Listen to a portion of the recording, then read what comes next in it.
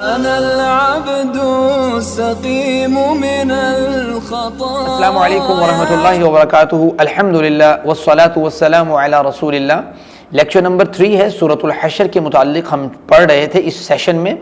اور ہم پہلے 2 سیشن جو کور اپ کر چکے ہیں اس میں ہم نے یہ پڑھا اللہ تعالیٰ نے پہلے رکوع میں سورۃ الحشر کے بنو نذیر جو ہے، جو کہ یہودی قبیلہ ہے، اس کے متعلق اللہ تعالیٰ نے ڈسکشن کی ہے، جس میں بنو نذیر کی کیا صورتحال تھی، کس طرح ان کے معاہدات تھے، کس طرح انہوں نے معاہدے کو توڑا، کس طرح انہوں نے قتل کی سازش کی اللہ کے پیغمبر کی، اور پھر ان کا منطقی انجام کیا ہوا، کس طریقے سے وہ جلا وطن کر دیے گئے. سارے واقعے کو اللہ تعالیٰ نے پہلے رکوع میں ڈسکس کیا جو ہم پڑھ چکے ہیں. اور اسی کے ساتھ اللہ تعالیٰ نے ایک ٹیپیکل مسئلہ جو کہ مال فے اور مال غنیمت کا فرق ہے، مال فے کن لوگوں میں تقسیم ہوتا ہے، مال غنیمت کی کیا صورتحال ہے، اس کو اللہ تعالیٰ نے سورۃ الحشر کے پہلے رکوع میں ڈسکس کیا ہے. اب ہم پڑھنے جا رہے ہیں اگلے رکوع میں جو پورا رکوع ہے، رکوع نمبر 2 جو ہے سورۃ الحشر کا. اللہ تعالیٰ نے اس میں منافقین کا تذکرہ کیا کہ منافقین کا کیا رول رہا ہے یہودیوں کے ساتھ، وہ یہودیوں کے ساتھ کیا کیا کرتے رہے، کیا ان کا حساب کتاب تھا، وہ کیا کہتے تھے ان کو کیا ان کے ساتھ آرزویں رکھتے تھے، اس کو اللہ تعالیٰ نے یہاں پہ ڈسکس کیا ہے. دیکھیں، ان کے تذکرے کو پڑھنے سے پہلے، اگلے رکوع کے ترجمے کو پڑھنے سے پہلے ہمیں یہ سمجھنا ہوگا کہ منافق کسے کہتے ہیں. منافق کی آپ کو میں تعریف اگر کریں تو اس طرح ہے کہ منافق شخص جو ہوتا ہے اس کے قول اور فعل میں تضاد ہوتا ہے، ظاہر اور باطن متضاد ہوتا ہے، کہتا کچھ ہے کرتا کچھ ہے. اس کی دوسرے طریقے سے اگر آپ ڈیفینیشن سمجھنا چاہیں تو منافق ایسا شخص ہوتا ہے کہ بعض اوقات قول اور عمل تو اس کا نظر آ رہا ہوتا ہے کہ بہت اچھا ہے، لیکن اس کے دل کے عزائم اور دل کے اندر جو پیدا ہوتی ہے چیز کہ وہ محبت اور پیار اس کا کفار کے ساتھ ہوتا ہے، یہودیوں کے ساتھ ہوتا ہے، عیسائیوں کے ساتھ ہوتا ہے، غیر مسلم لوگوں کے ساتھ ہوتا ہے. اس شخص کو جو ہے وہ منافق کہا جاتا ہے. منافق کی اقسام بھی بعض اوقات ڈسکس کی جا سکتی ہیں کہ منافق کی اقسام جو ہیں وہ 2 قسم کے منافق ہوتے ہیں. ایک ہوتا ہے عملی منافق، ایک ہوتا ہے اعتقادی منافق. جو عقائد کا منافق شخص ہوتا ہے یہ وہ شخص ہے جو زبان سے تو مومن ہے، زبان سے مومن ہے، اور لیکن دل سے کافر انسان ہے. اس شخص کے بارے میں ہی علامہ اقبال نے کہا تھا کہ زبان سے کہہ بھی دیا لا الہ تو کیا حاصل، اور اگر دل و زبان مسلمان نہیں تو کچھ بھی نہیں. اسی کے ساتھ ایک تو اعتقادی منافق ہو گیا، دوسرا شخص ہے عملی منافق.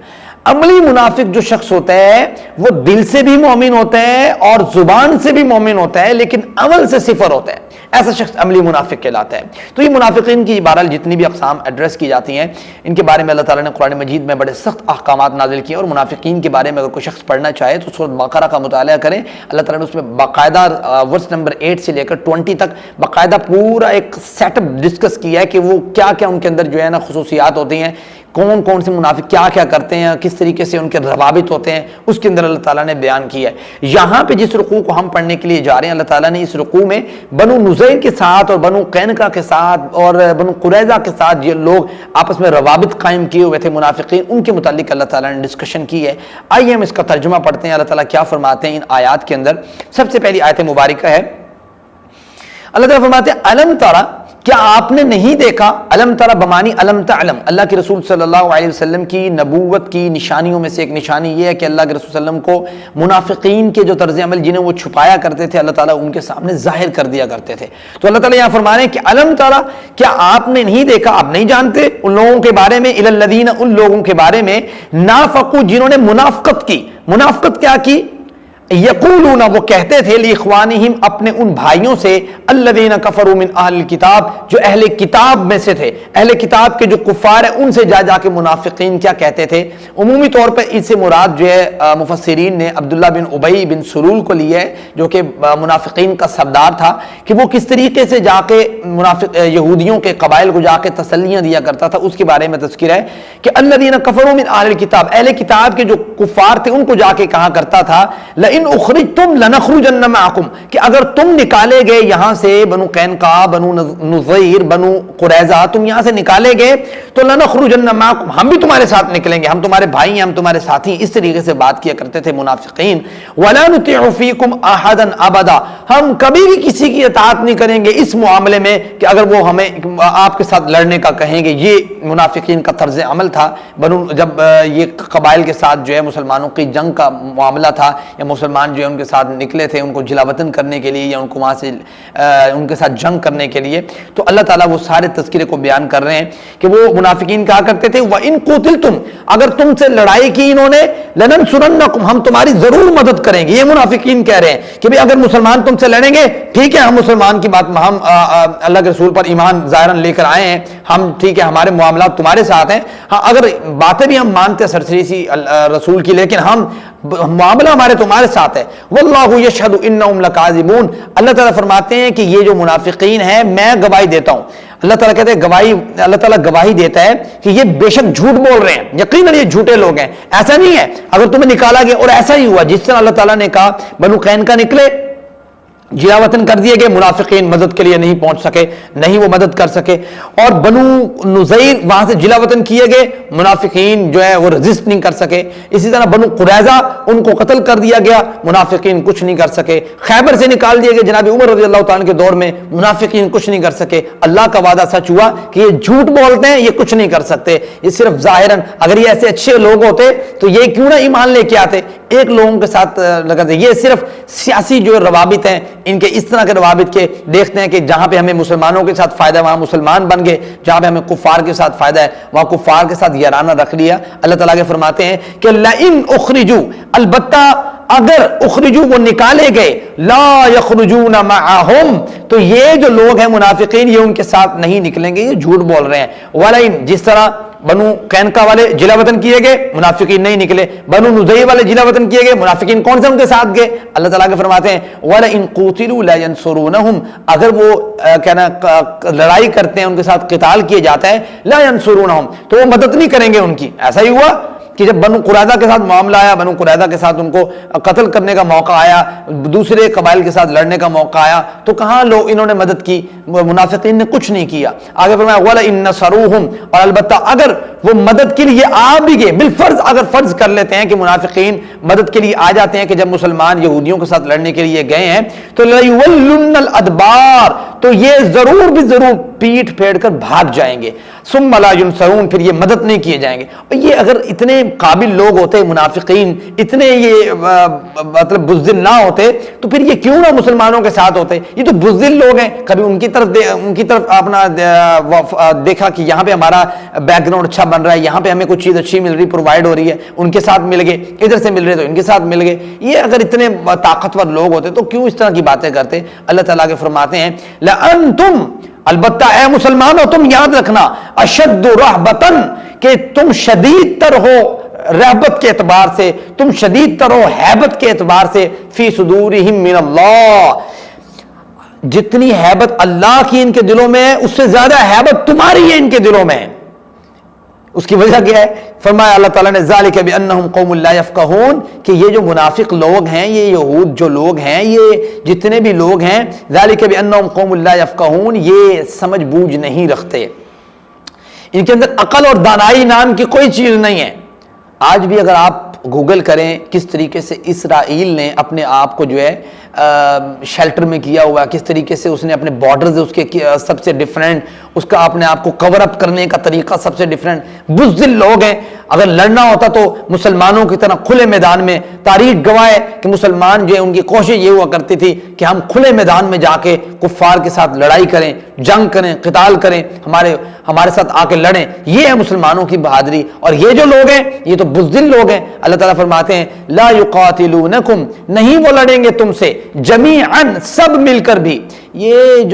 یہودی جو لوگ ہیں، یہ یہودی عیسائی، یہ سب مل کر بھی آپ سے لڑ نہیں سکتے، الا فی قرى محصنۃ، ہاں اگر لڑیں گے تو قلعہ بند ہو کے لڑیں گے، اپنے آپ کو سیف کر کے لڑیں گے، جو یہاں پہ یہ ہم نے بلٹ پروف میں جانا ہے، ہم نے اس طریقے سے جانا ہے، ہم نے اس طریقے سے اپنے آپ کو کور اپ کرنا ہے، یہ ہمارا بارڈر اتنا مضبوط ہے، ہمارے یہ چیز اتنی مضبوط ہے، یہ ایسے نہیں لڑ سکتے آپ لوگوں کے ساتھ، الا فی قرى محصنۃ، اپنے آپ کو یہ قلعوں میں بند کریں گے، او من وراء جدر، یا دیواروں کے پیچھے اپنے آپ کو چھپا کے لڑیں گے، باسہم، ان کی لڑائی جو ہے بینہم شدید، آپس میں بھی ان کی لڑائی ختم نہیں ہوتی۔ اللہ تعالیٰ فرماتے ہیں یہاں پہ اللہ تعالیٰ نے اگرچہ تذکرہ کیا ہے کفار کا، اگرچہ تذکرہ کیا یہودیوں کا، لیکن اللہ تعالیٰ مسلمانوں کو سبق دینا چاہ رہے ہیں. اللہ تعالیٰ فرما رہے ہیں کہ باسم بینہم شدید، بھائی انہوں نے آپ سے کیا لڑنا ہے، یہ تو خود ہی آپس میں لڑے ہوئے لوگ ہیں. فرمایا تحسبہم جمیعا وقلوبہم شتیٰ، آپ گمان کرتے ہیں کہ یہ سب ملے ہوئے، یہ سب ایک جگہ پہ مجتمع ہے، ان کا اتحاد ہے. نہیں، یہ صرف آپ لوگوں کے ساتھ لڑنے کے لیے ان کا اتحاد ہے، نہیں تو آپس میں یہ بڑے پھٹے ہوئے لوگ ہیں، بڑے جدا جدا لوگ ہیں، ان کے دل جو ہے آپس میں جدا جدا ہیں. فرمایا ذالک بانہم قوم لا یعقلون، کیوں یہ وجہ اس وجہ سے ہے کہ یہ لوگ جو ہے عقل نہیں رکھتے. لیکن مسلمانوں کو اللہ تعالیٰ نے عقل دی، دانائی دی. مسلمان شروع میں اتحاد تھا ان کے اندر. اللہ تعالیٰ نے کس طریقے سے فتوحات سے ان کو مطلب اللہ تعالیٰ نے فتوحات دی مسلمانوں کو، کس طریقے سے مسلمانوں نے اپنی جو ہے نا زمینی لیول کو بڑھایا، کس طریقے سے اپنے جھنڈے گاڑے، چونکہ اتحاد تھا. لیکن جب اتحاد ختم ہوا مسلمانوں کے درمیان، آپ بھی آج دیکھ لیں فرقہ بندی کتنی ہے. اسی چیز کو علامہ اقبال نے نقشہ کھینچتے ہوئے یہ بات کہی تھی کہ منفعت ایک ہے اس قوم کی، نقصان بھی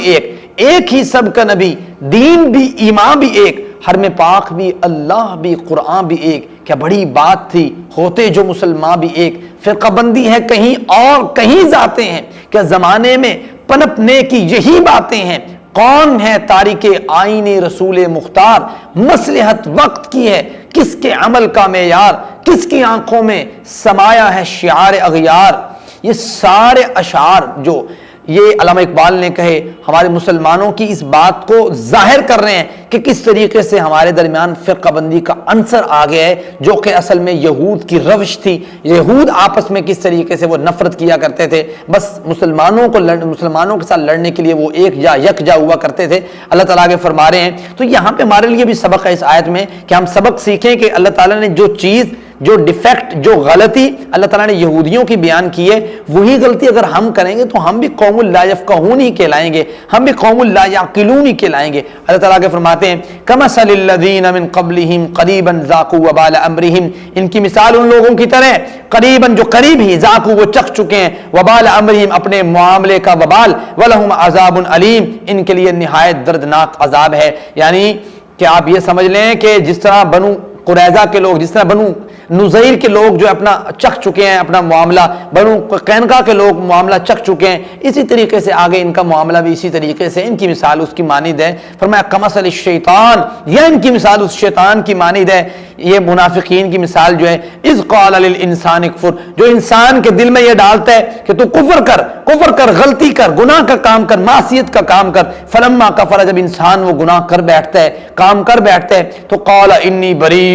تو آگے سے کہتے ہیں شیطان کہ میں تو بری ہوں من کا تم سے، بھائی میں نے تو کچھ نہیں کیا، میری تو کوئی خامی نہیں ہے. انی اخاف اللہ رب العالمین، میں تو ڈرتا ہوں اس اللہ سے جو تمام جہانوں کا مالک ہے. فکان عاقبتہما انہما، اللہ فرماتے ہیں پس یہ ان دونوں کا انجام، ایسے لوگوں کا بھی ایسے شیطانوں کا بھی انجام جو ہے، انہما فی النار خالدین فیہا، ان کا انجام اللہ کی آگ ہے جس میں وہ ہمیشہ رہیں گے. وذالک جزاء الظالمین، اور یہ یقیناً جزا ہے ظالموں کی جنہوں نے یہ ظلم کی ہے، نفاق والا لبادہ اوڑھا ہے اور مسلمانوں کو بھی اس میں نقصان پہنچایا، کفار کا بھی ساتھ نہ دیا، صرف اپنے مفادات کے لیے اور اپنی ایک خود غرضی کے لیے، اپنی بزدلی کی وجہ سے ان لوگوں نے یہ معاملات کیے. دو ہی چیزیں، بزدلی اور خود غرضی. اس معاملے کی وجہ سے منافقین جو ہیں کیا کرتے ہیں کہ لبادہ اوڑھ لیتے ہیں اور کفار کے ساتھ بھی روابط قائم رکھتے ہیں اور مسلمانوں کے ساتھ بھی روابط قائم رکھتے ہیں. یہ سورۃ الحشر کا دوسرا رکوع ہے جس کے اندر اللہ تعالیٰ نے منافقین کا جو رول رہا ہے بنو نذیر کے ساتھ، بنو قینقاع کے ساتھ، یہودیوں کے ساتھ جو رول رہا ہے، جو ان کے ساتھ جا کے کہتے تھے بھئی ہم تمہارے ساتھ ہیں، اگر تمہیں نکالیں گے مسلمان ہم تمہارا ساتھ دیں گے، ہمارے پاس اتنی عوام ہے، ہمارے پاس اتنے فوجی ہیں، تمہیں ڈرنے کی. اب یہاں سے مثال کے تو بنو نذیر جب جانے لگے، اللہ کے رسول نے پیغام بھیج دیا کہ بھئی آپ کے بعد 10 دن آپ یہاں سے نکل جائیں، تو منافقین جا کے پیغام دینے لگے بھی آپ نے یہاں سے نکلنا نہیں، اگرچہ آپ کو مسلمان کہتے رہے، جو مرضی کہتے رہے، آپ نے نہیں نکلنا، آپ کو نکالیں گے تو ہم آپ کے ساتھ نکلیں گے، آپ کے ساتھ جنگ کریں گے تو ہم آپ کے ساتھ رہیں گے. یہ بات کرتے تھے ان کے ساتھ. جبکہ جب ایسا موقع آیا، بنو نذیر کو نکال دیا گیا، بنو قینقاع کو نکال دیا گیا، بنو قریظہ کو انجام تک پہنچا دیا گیا، لیکن ان لوگوں نے کوئی معاملہ نہیں کر سکے، ریزسٹ نہیں کر سکے. اللہ تعالیٰ کا کہا سچ ثابت ہوا. اب جتنا بھی میں آپ کے سامنے پیغام پہنچا پایا چھوٹا موٹا، یہ اللہ تعالیٰ قبول فرمائے، اور یہ یقیناً جو اچھی بات آپ تک پہنچی یہ اللہ کی جانب سے ہے، اور جو تھوڑی بہت غلطی جو